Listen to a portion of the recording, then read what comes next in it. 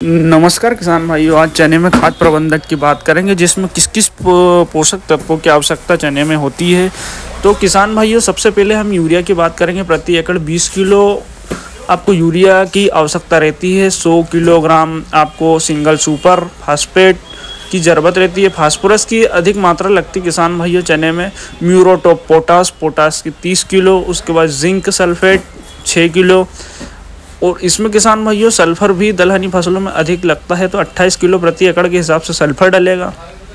Calcium डलेगा 50 kilo एकड़।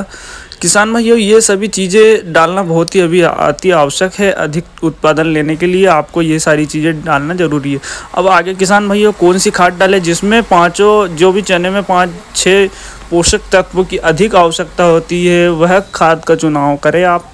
जैसे कि जिस भी खाद में 5 से 6 पोषक तत्व जो कि चने में अधिक आवश्यकता लगती है उसका ही चुनाव करें, नहीं तो अलग से भी डाल सकते हो किसान भाइयों। अब बात हो चुकी है खाद डालने की। अब खाद पौधा कैसा ग्रहण करेगा उसके लिए आपको माइक्रोराजा डालना बहुत ही ज़रूरी आवश्यक है। माइक्रोराजा किसान भाइयों जो कि जड़ों में, पौधे की जड़ों में विकसित होता है, जो भी अपनी भूमि के अंदर जो भी खाद पड़ी हुई है उसको पौधे तक पहुंचाने का काम माइक्रोराजा करता है। इसलिए माइक्रोराजा डालना बहुत ही आवश्यक है।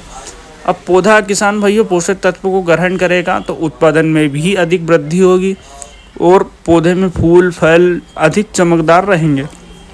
किसान भाइयों, मैं यह नहीं कहूँगा कि आप मैं जो बता रहा हूँ वही डालें। किसी भी कंपनी का माइक्रोराजा, किसी भी प्रकार का पोषक तत्व जो कि मैंने बताया, कैल्शियम, सल्फर, पोटास, जिंक, जो आपको लगे उस कंपनी का चूज़ कर सकते हो।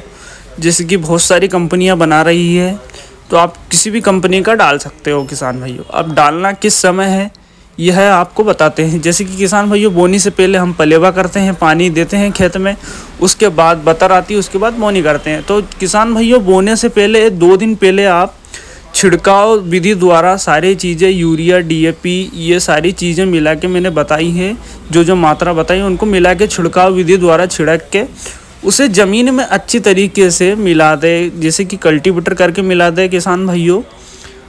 एक बार कल्टीवेटर फेरने से किसान भाइयों आपको यह भी फ़ायदा मिलेगा कि जो अवशेष उगने वाले हैं, जो पलेवा के बाद अवशेष उगते हैं, वो भी नष्ट हो जाएंगे। खरपतवार किसी भी प्रकार की आपके चने में नहीं पनपेगी। तो किसान भाइयों, ये विधि आपकी होने के बाद अच्छी तरीके से खाद को मिला के आप अपने बीज उपचार करके अच्छी तरीके से छाँव में सुखाकर, 1 दिन सुखाकर आप उसकी बोनी करें। इसका आप रिजल्ट देखेंगे किसान भाइयों तो बहुत ही बढ़िया रिजल्ट आएगा।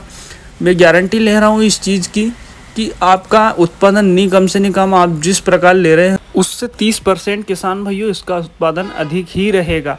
आप इस चीज़ को देखिए, विधि को अपनाकर।